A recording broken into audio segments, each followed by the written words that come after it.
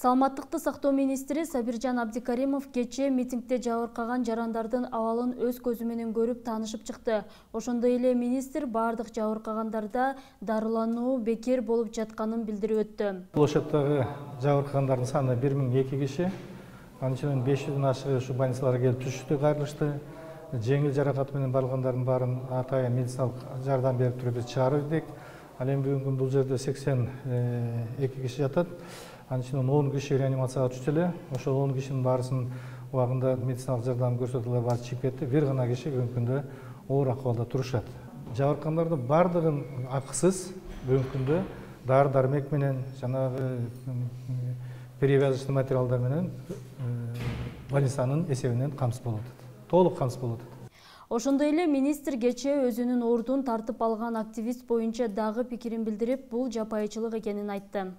Укук ченемдүүлүгү жасаш керек. Мисалы бүгүн бизди премьер-министр дайындайт, премьер-министр жумуштан алат. Бүгүн премьер-министр жок болсо, ар бир партиянын өкүлдөрү келип эле мени бул жерде, ал жерде десе бул деген мындайча айтканда жапайычылыкты мен айтар элем.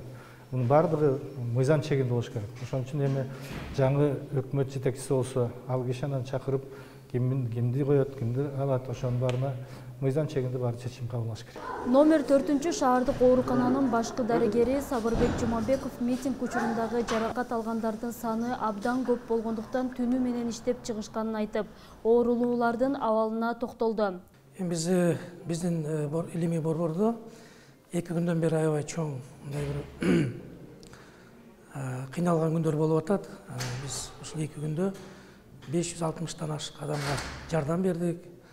Андан тышкары дагы 150ден ашык адамды жаткызып, ошолорду дарылап атабыз. Анын 82сине бүгүн калды, калгандары чыгып атат. Оор жаракат алгандар да бар, реанимацияда жаткандар бар. Ошол бир түнү 80 операция болду, бир түнү эле. Бүт жамат баары чогуу келип, ошондон мындай ар бир жаранды келер менен тосуп алып эле, ага 2ден 3дөн мед кызматкерлер ошолорго жардам берип, өмүрлөрүн сактап калганга аракет кылдык. Мына Кудайга шүгүр, бүгүнкү күнгө бир дагы жаран майып болгон жок. Бир эле оорубуз калды, реанимацияда өтө оор абалда, мээсине кан уюп, мээ сөөктөрү жанчылып, мээге кирип кеткен экен, тазалап, ал бизге комада түшкөн ал бала. Азыр ошол дагы эле комада жатат операциядан кийин. Ошону чыгарып алсак, калган пациенттерибиз, ооруларыбыз Кудайга шүгүр. Ошондой эле башкы дарыгер кече ооруп түшкөндөрдүн арасында милиция кызматкерлери көп экенине токтолуп, алардын абалы боюнча төмөнкүлөрдү билдирди. Милиция кызматкерлеринен өтө көп түштү. Мисалы бизде 560 адам түшсө, ошонун жартысы эле милиция кызматкерлери. Ошонун жартысы эле милиция кызматкерлери. Анан эми алардын көбү чыгып кетти да. Азыр бир 40ка жакыны жатат бизде. Мунун баары милиция кызматкерлери. Ошол жаш балдар, өзүбүздүн эле балдарыбыз, инилерибиз, агаларыбыз, бирөө ага, ушундай адамдар. Анан жаш жанагы биздин жарандарыбыз жатат. Эми ушундай бир зор зомбулук жок эле. Ушундай чоң маселе чечсе болот эле го деп ойлойм да. Мен өзүм жеке оюм.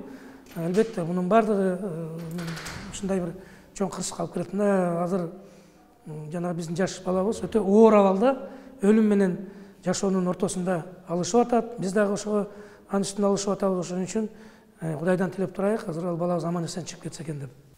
Ошатта элдер көбөйүп кеткенде элдердин арасына калып калдык. Таштамында узокко алындык. Ошо. Тепкилештүү жерге жаткан. Ооба. Ооруканага кандай акылда түштүңүз? Азыр кандайсыз? Ооруканага бир 2 же алып келип, ошо 2 же жардам берди. Жолдо 2 аял көрүп калган болчу да. Скорый чакырып, ошолордун жардамы менен келдим. Тартип сактай деп чыкканбыз. Ошо митинг күнү советский чүйдөн таш тийген экен, ошону сознанием жоготуп, реанимацияга жатып, көчө чыктым ошо реанимациядан. Азыркы убакта жакшы, тынч. Акыбал жакшы. Тартип сактоо үчүн чыкканбыз. Эл менен эч кандай мындай эме болот деп ойлогон эмеспиз.